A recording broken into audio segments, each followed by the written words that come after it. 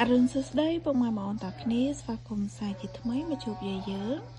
ចានៅព្រឹកនេះដែរយាយយើងមានដំណឹងថ្មីសម្រាប់ពុកម៉ែបងប្អូនទស្សនានឹងមើលកំសាន្តលេងសម្រាប់ថ្ងៃទី9ខែ3 2025ដំណើររបស់យាយក៏មានប៉ុណ្ណឹងហើយយាយក៏មានសុបិននិយាយជូនពុកម៉ែបងប្អូនស្ដាប់កំសាន្តដូចគ្នាតែមុននឹងនិយាយសុបិនយាយក៏សូមពឹងពុកម៉ែបងប្អូនដែលចូលរួមទស្សនាទាំងអស់គ្នានេះកុំភ្លេចចូលចុចពាក្យ like share subscribe ឬក៏ដឹងឲ្យ channel យាយម្នាក់មួយផងមកណា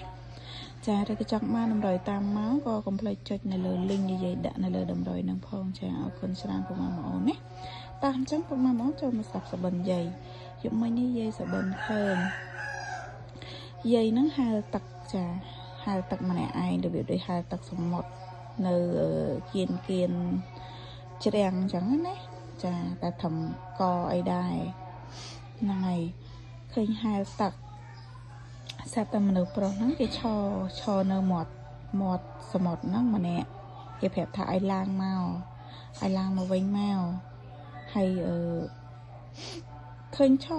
មនុស្សប្រុសឈរតែឯងទេអត់មានគេទេមានតែយាយហើយនឹងគាត់ហើយឃើញគាត់ឈរហៅយាយឲ្យឡើងមកវិញមកហ្នឹងហើយ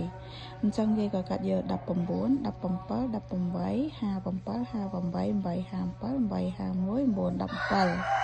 អូ10អូ5ចាអញ្ចឹងពុកម៉ែបងប្អូនចេះកាត់លេខអីក៏យកតាមហ្នឹងទៅណា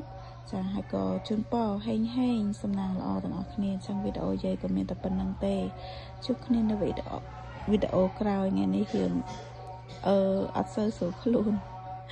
ហ្នឹងហើយអរគុណច្រើនពុកម៉ែបងប្អូនសម្រាប់ការចូលរួមតាមដានទស្សនាណាជម្រាបលាបាយបាយ